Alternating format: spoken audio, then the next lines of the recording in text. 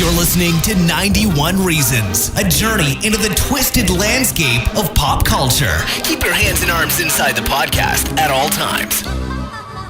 And now, the voice, Jeff Tucker.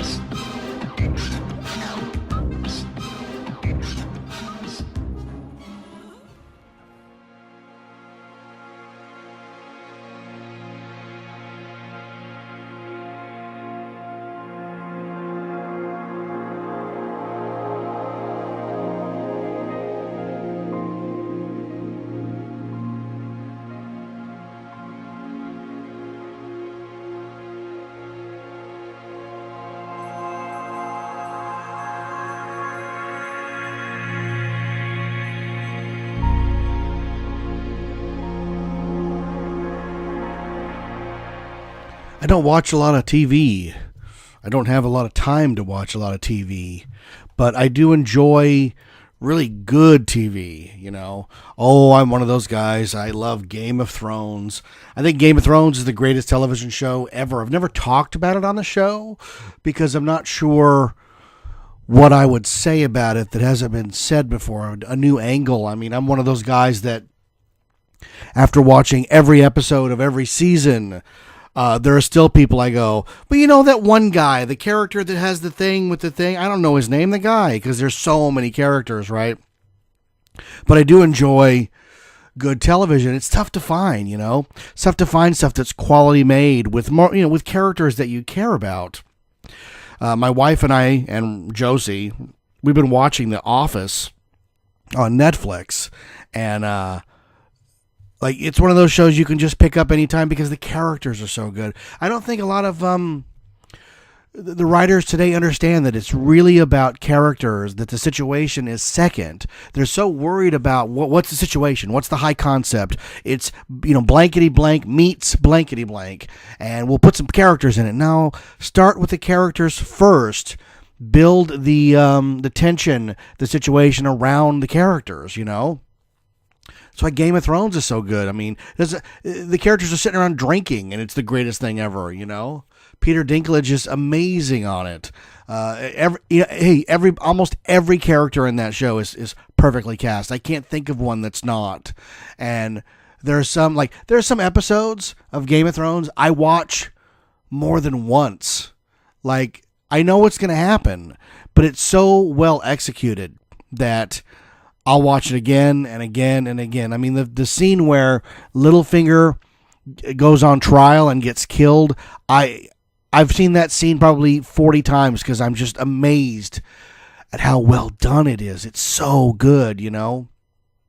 And there's something about television shows that inspire that kind of adulation because, you know, going to a theater, I'm going to the movies, I'm going to see a project by somebody.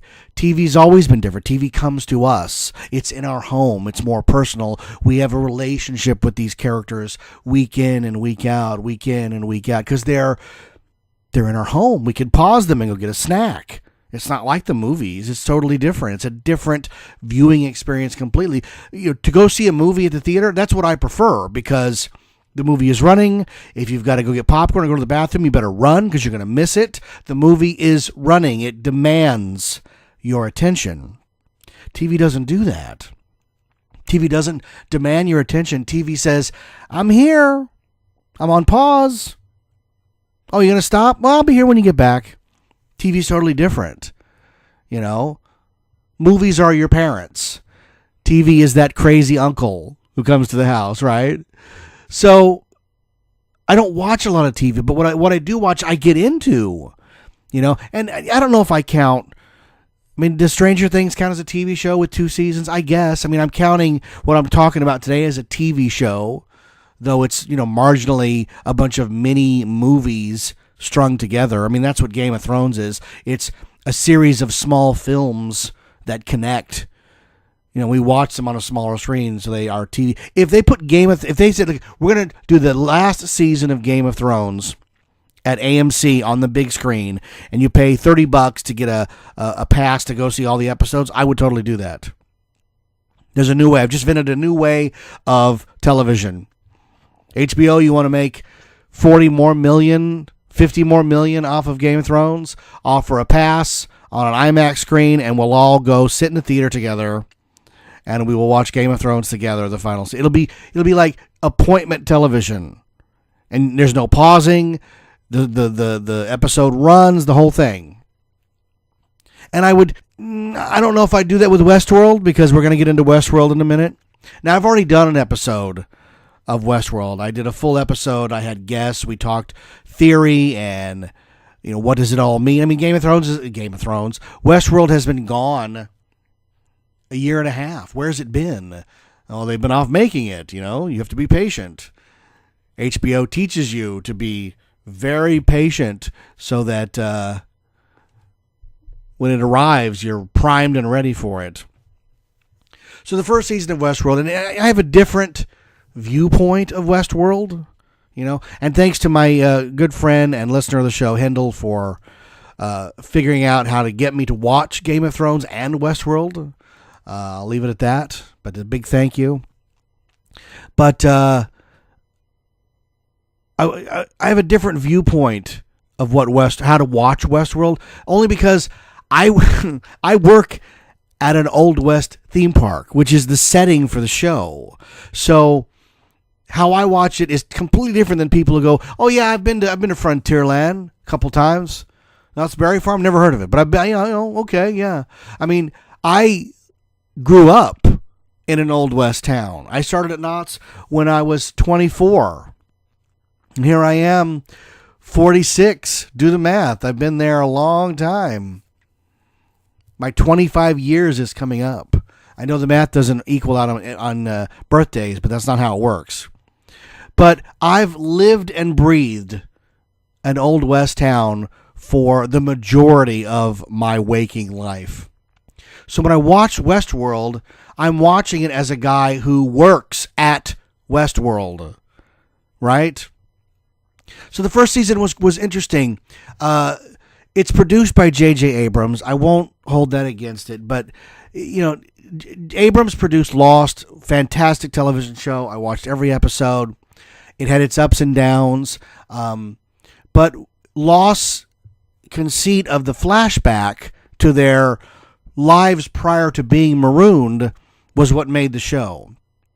Because if it had just been about people on an island, we wouldn't have watched. But it was about people on an island who all have a secret, who all have a double life, who've all done things. And that's where it gets interesting. Because on the island was the great equalizer. Right? Sawyer, the con man, had to become Sawyer the con man on the island, and it didn't work out. He ended up becoming a steadfast guy. So Westworld employs, and I'm talking about season 1, we'll get to season 2 in a second, but Westworld employs the same kind of time shift, but they're not telling you. We're watching guests interact in this Old West town, Old West world, and we're not privy to the fact that we're watching the characters on their multi-year story arc. We're presented as if they're two different characters. So the story is told through the eyes of, and here's what flips it, because Westworld was a 1973 movie starring Richard Benjamin and Yul Brynner. Movie I think it's great. It's written by Michael Crichton. You know Michael Crichton from Jurassic Park. Here's a guy who wrote about a theme. He had a really interesting idea, and the idea was, I'm gonna come up with the most amazing theme park you've never been to. And then everything goes wrong. That's the plot of Jurassic Park. That's the plot of Westworld. Different plot in Future World, but you get the idea. And Westworld, the film, is told through the eyes of Richard Benjamin and his friend James Brolin, who go on a vacation to Westworld and enjoy all the delights of running the Old West with no consequences.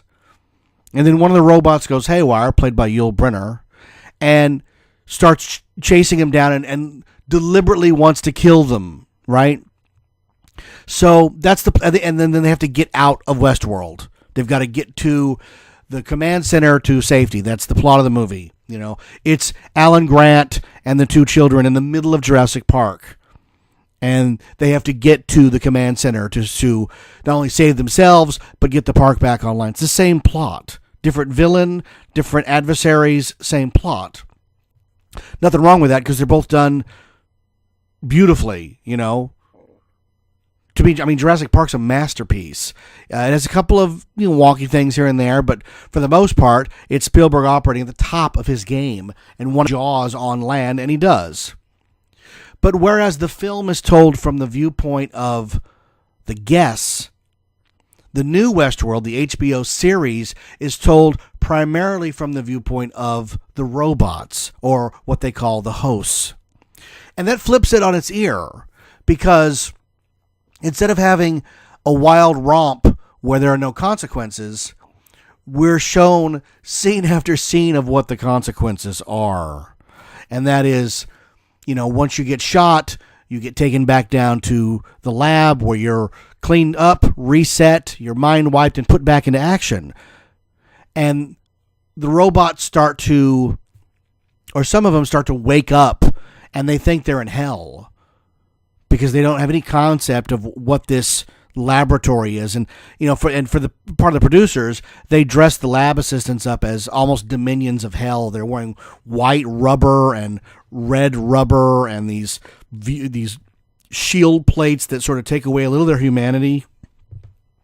In a park full of humanity-less robots, it's the humans down below that have the least amount of humanity. And that's all done on purpose. I get all that.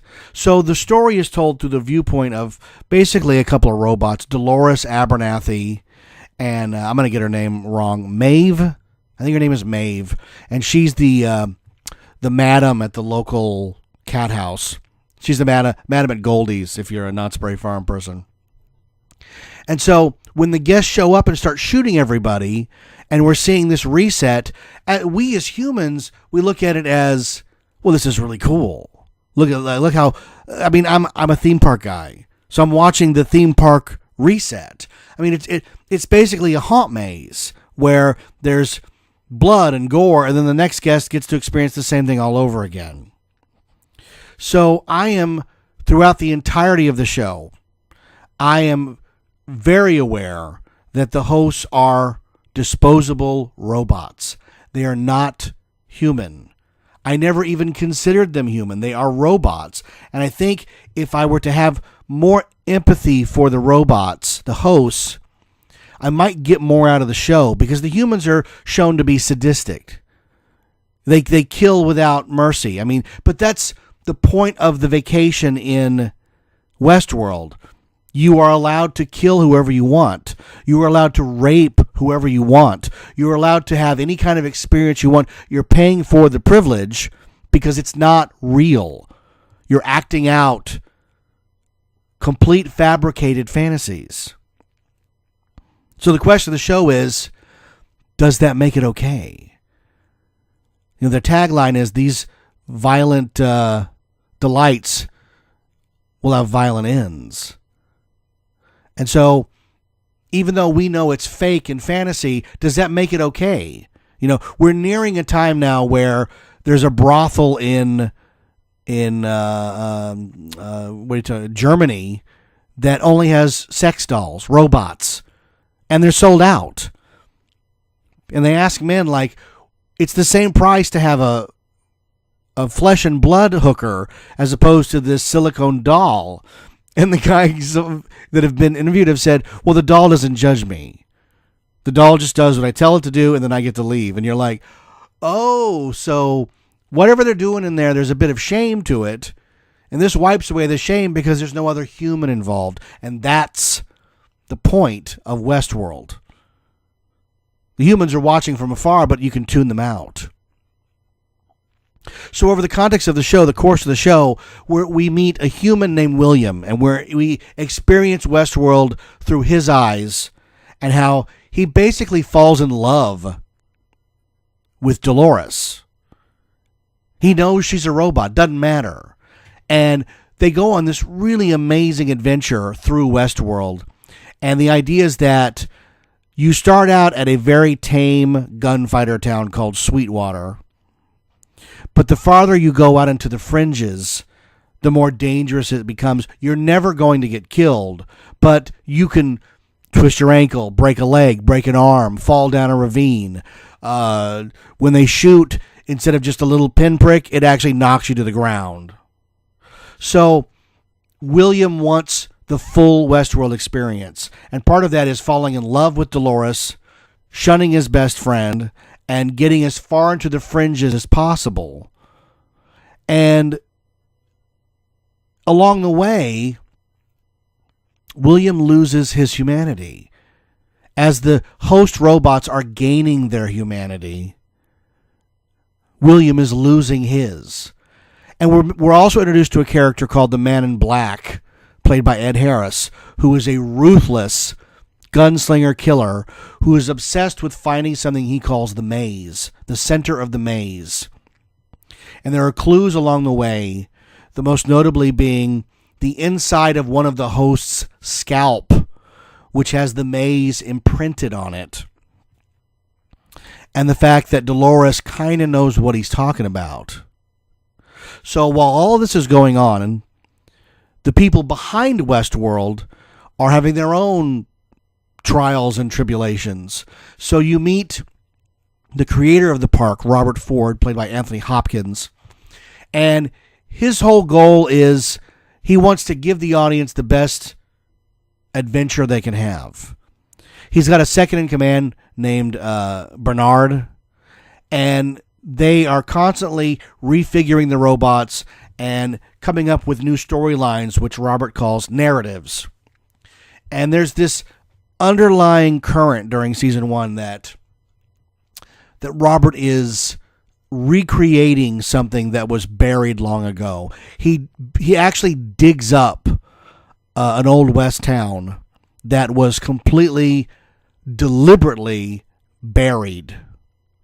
And what we'll find out is his second in command, Bernard, is actually a host, a robot, who looks like his former partner, Arnold. And now Arnold was the one who really knew how to program the robots. And he's the one that gave them what we will eventually know as to be the maze. And so Ford Hopkins' character is recreating this town, and we're not really sure why until we get to the very end. And at the very end, we're treated to the idea that the storyline that William is the Man in Black. So William, the fresh-eyed, I'm in love with Dolores, let's have an adventure. He's come to the park to test it out, to see if it's viable for financing. He's the money guy. And you find out through dialogue that, yeah, he bought the park. It's his park. He owns the place. And the way he owns it is he lives in it 24/7 for the last 30 years. And he's in there trying to find himself. The adventure is to find yourself. And he thinks if he finds the entrance to this maze, that whatever is at the center of the maze will bring him not only glory, but some kind of enlightenment. So he terrorizes Dolores again and again and again. He rapes her, he kills her, he shoots her again and again and again. His love dies for her. And or she dies, and then he just ends up becoming this bitter, bitter man who has no regard for life. Either way. And so when he ends up with Dolores back at the town that's been dug up, even he can't believe it because he knows something went down here. There was a reason that town was buried.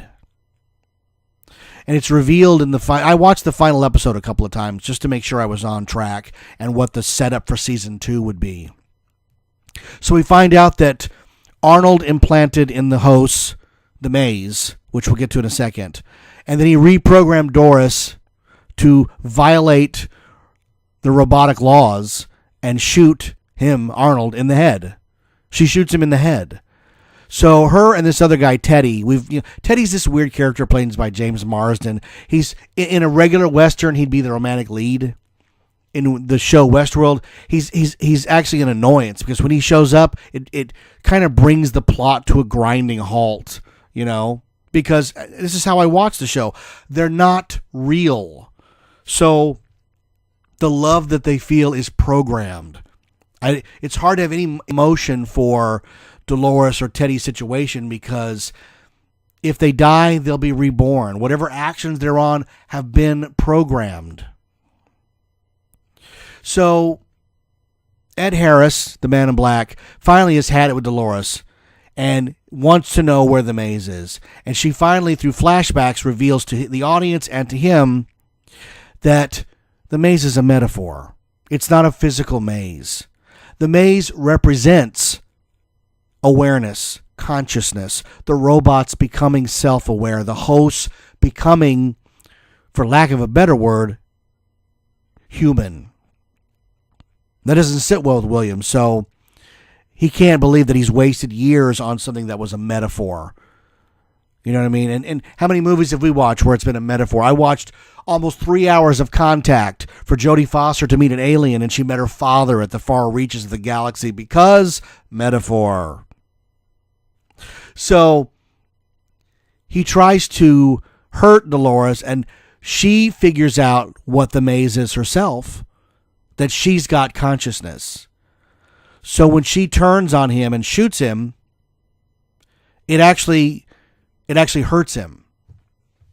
And when the bullets hurt him, Ed Harris's character, William, almost looks happy about it. He doesn't give off any impression that he's in danger, and eventually he stabs Dolores and throws her off. But he sees that Westworld is changing because he feels pain for the first time.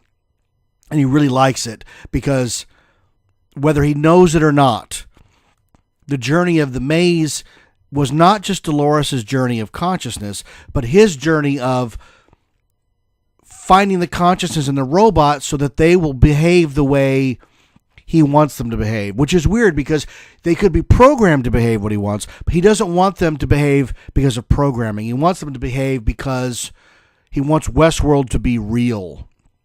You know, his money might have better been spent on a time machine than on the theme park Westworld.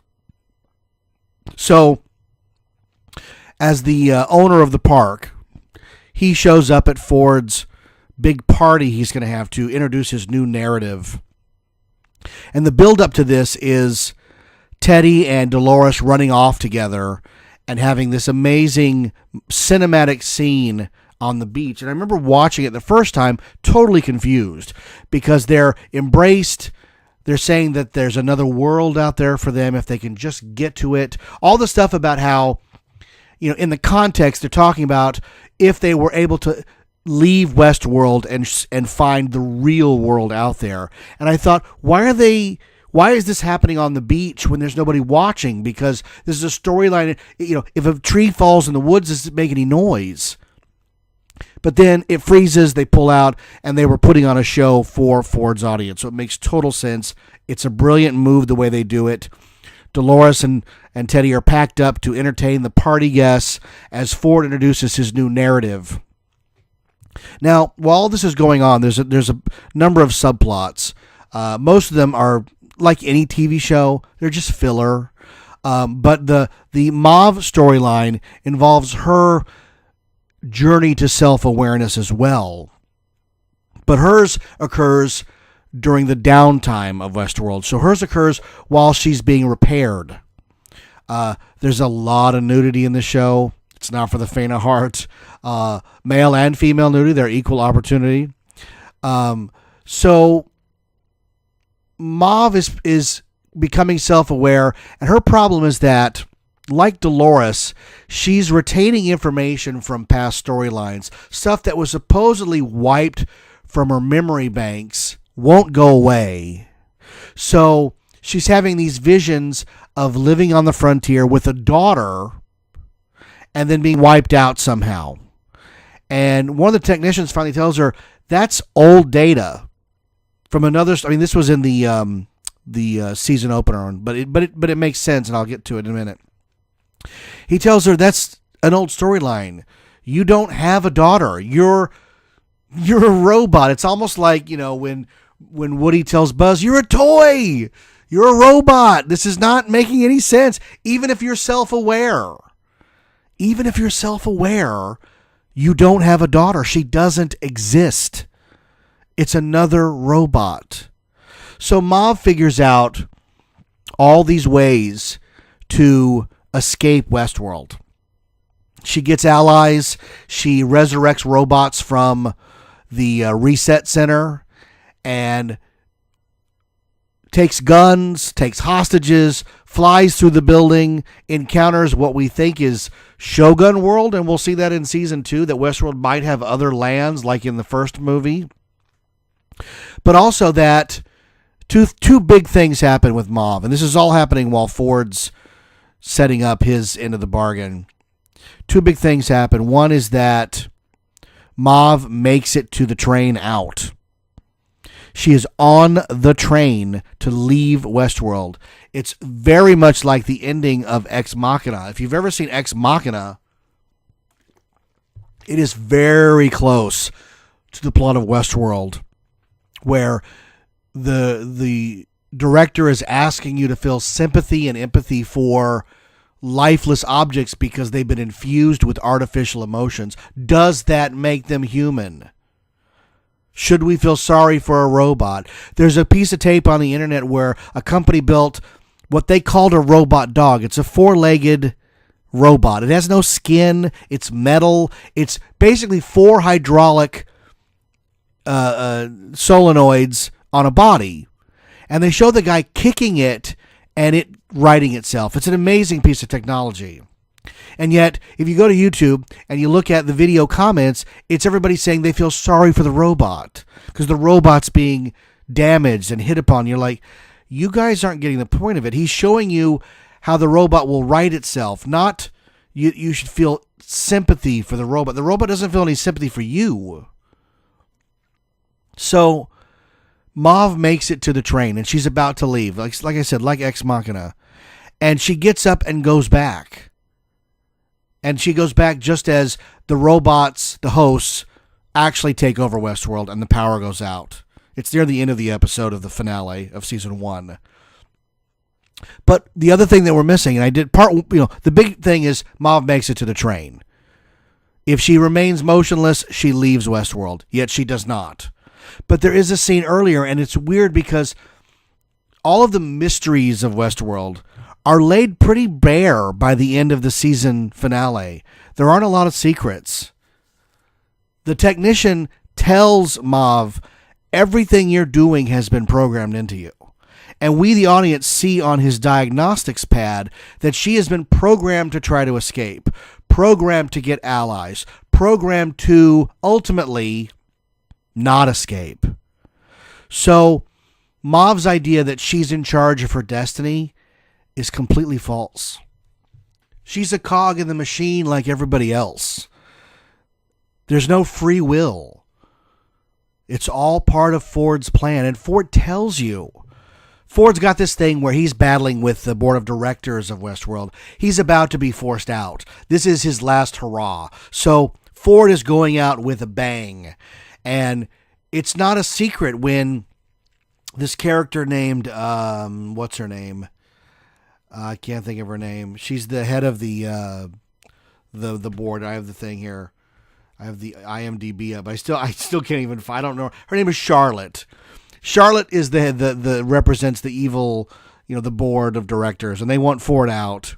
They don't want his weirdness at the park anymore. This idea that he's got his own little special labs set up. That Ford's a weirdo. Ford's got his childhood home set up, and he goes and watches himself as a child robot. I mean, Ford's a weird dude, but Ford's also a genius. Ford's also a great writer. Ford's also the guy controlling everything.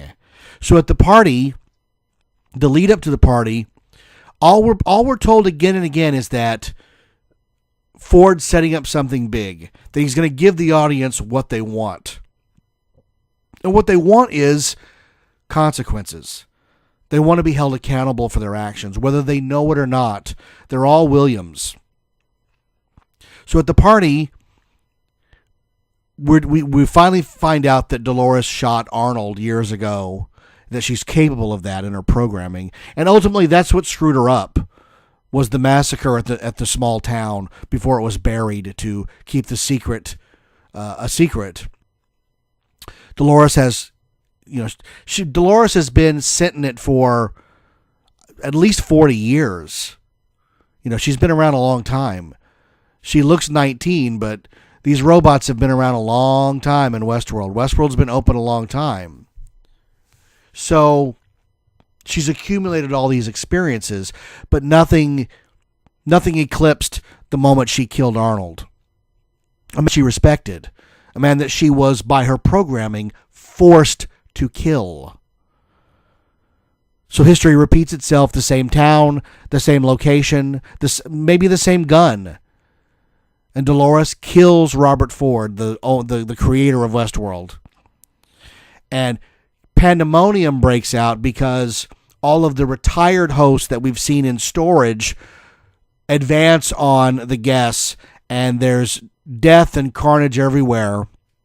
We see Ed Harris lighting a cigarette and basically looking around and like, it's here. I finally made it to the center of my maze. And that's where season 1 ends.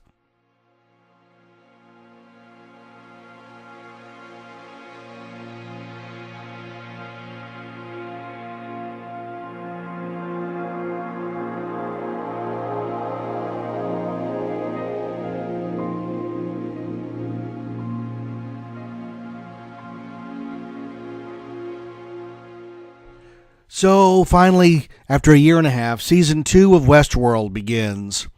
And I don't know what I was expecting.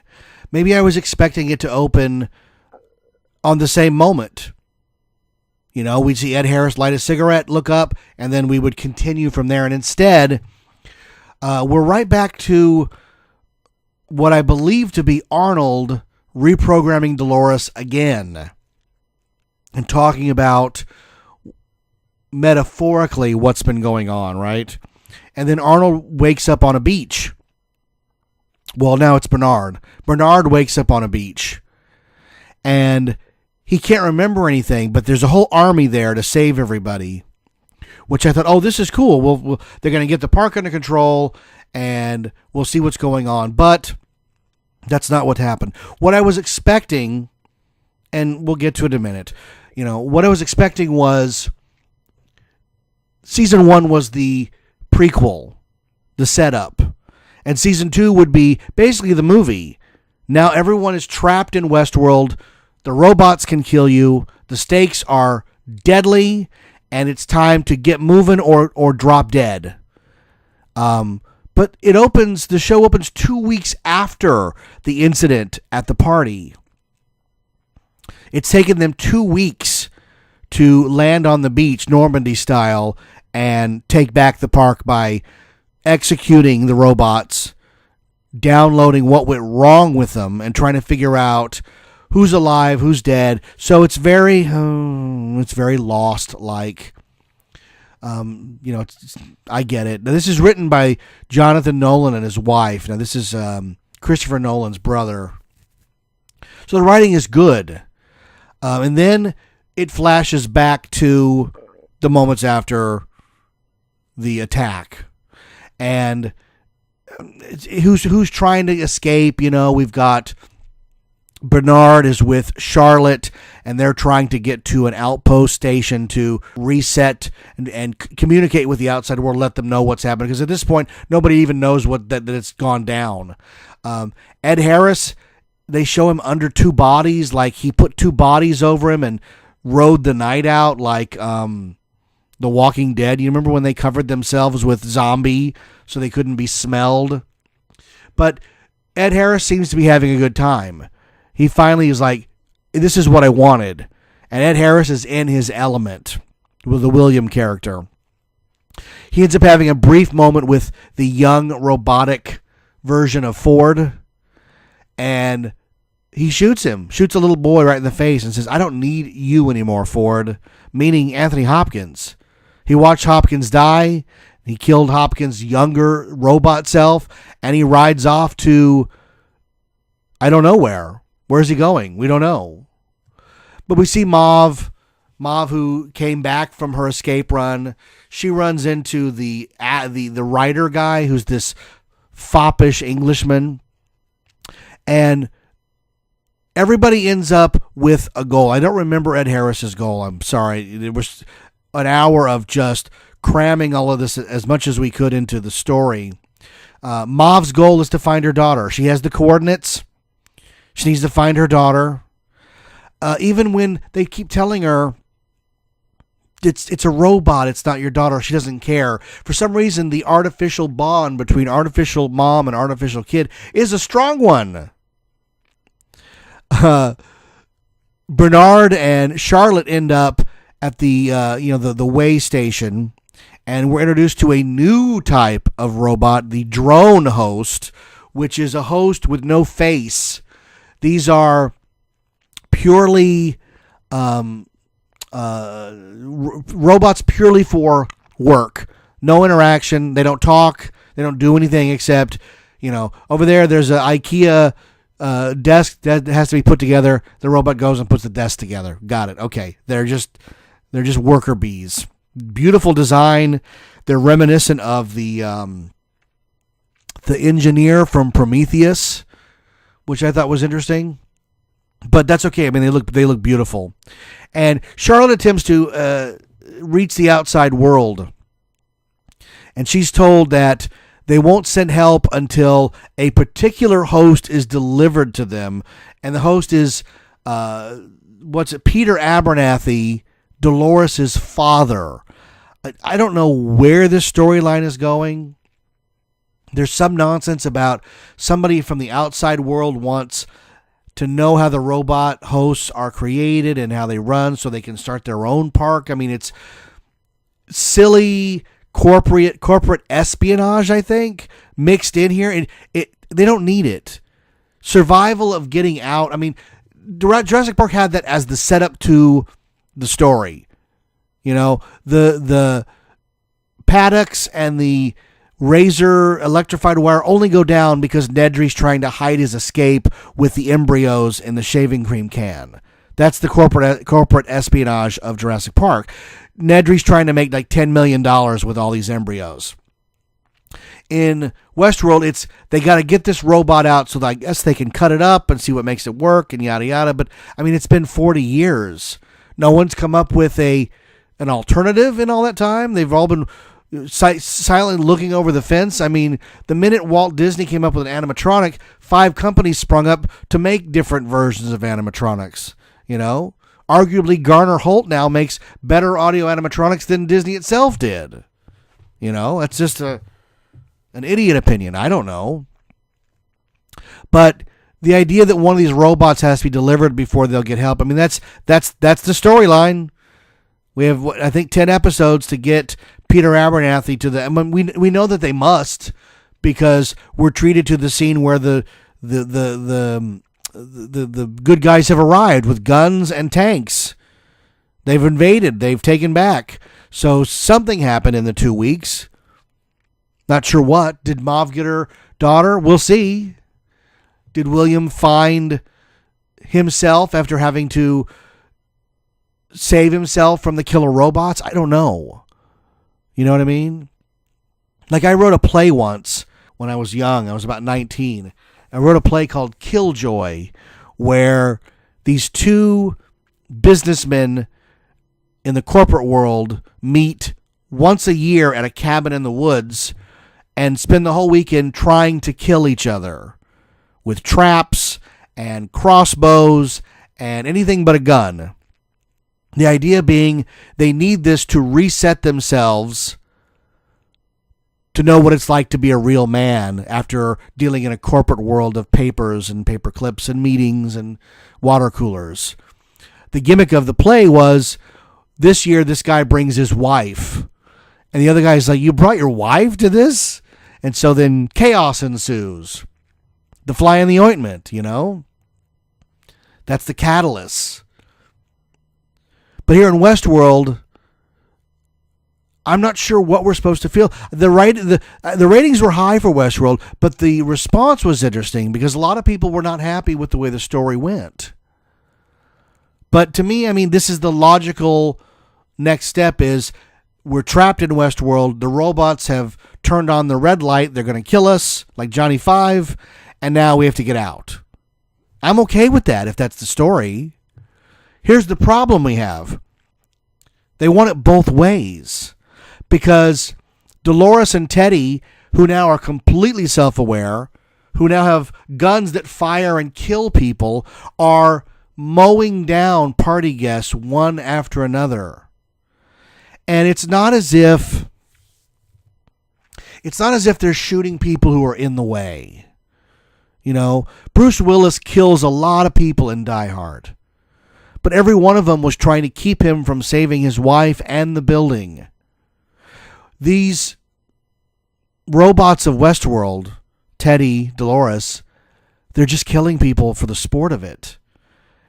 And if there's any doubt of that, there's a scene where they take 3 of the executive socialites and put nooses around their necks and leave them on top of tombstones so that when they slip off, they die.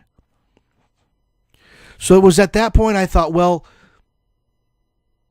Dolores and Teddy are now the bad guys. They're now the bad guys because they've killed without any remorse. And they do it under this guise of, well, this is my dream now. It's my fantasy now, and I'm going to kill everybody that gets in my way. And even those who aren't in my way will die too. And the question of that is, that's not a hero. That's not even an anti-hero. It's straight into villain. If they had said, look, hey, Teddy, we're going to get out of here. Let these people kill themselves. Let the natives cannibalize themselves while we get the hell out of here. Then we'd be rooting for them every step of the way. But once they have the scene of the hanging, where Dolores has no... Funny that a character imbibed with self-awareness has no emotion. But she doesn't. She turns and just rides away as they teeter and totter. We never see their deaths, but it's implied.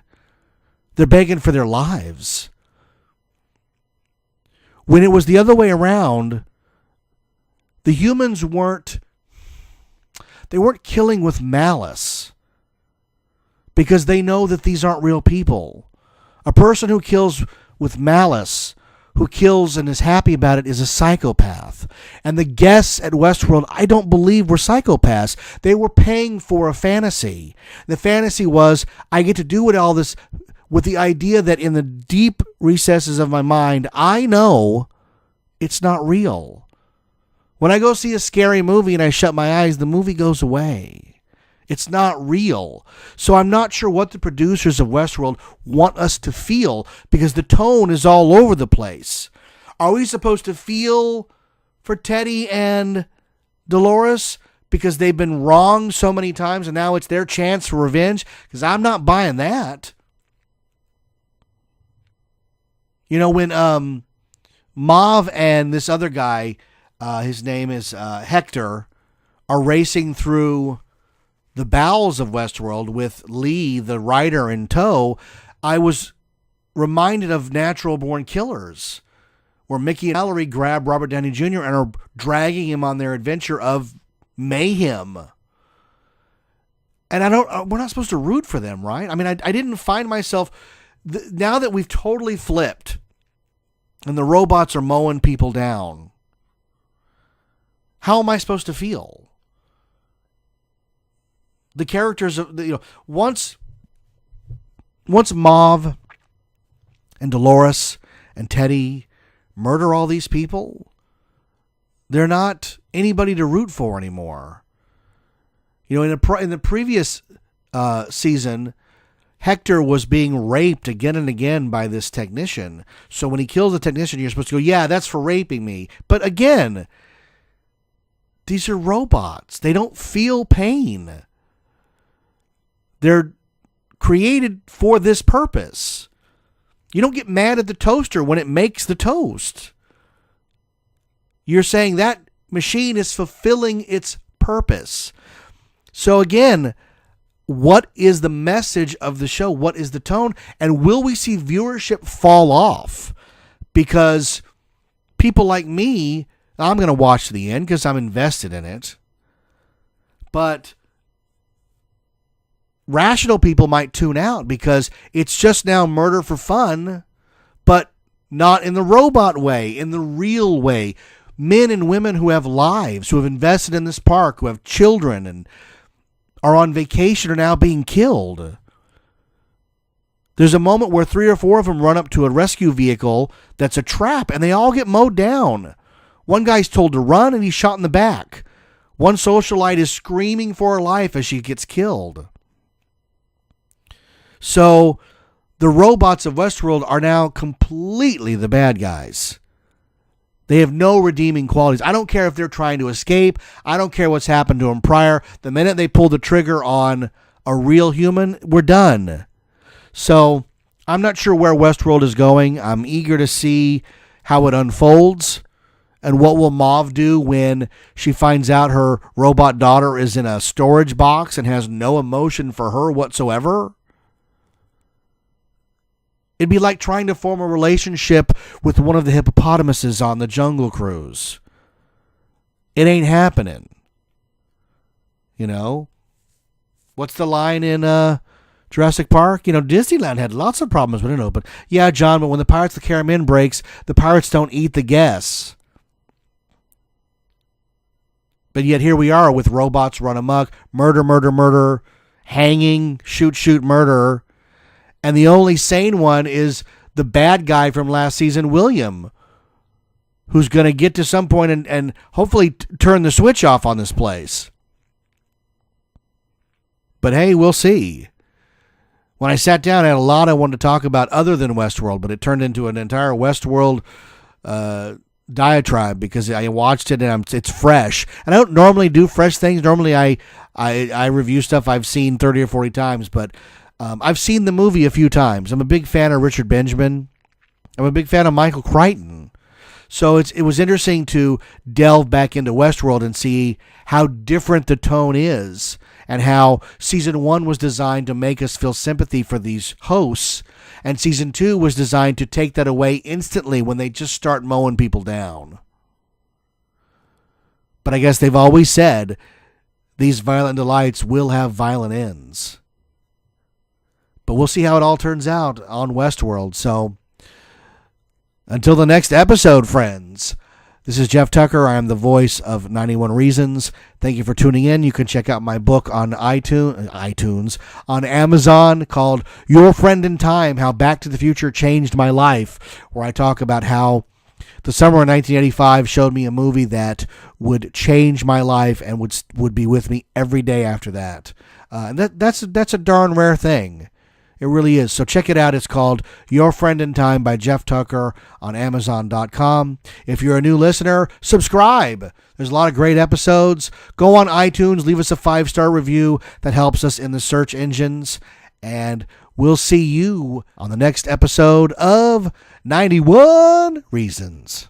Thanks for listening to 91 Reasons. Please subscribe and leave a review on iTunes. Find us on Facebook. Is anyone even still listening?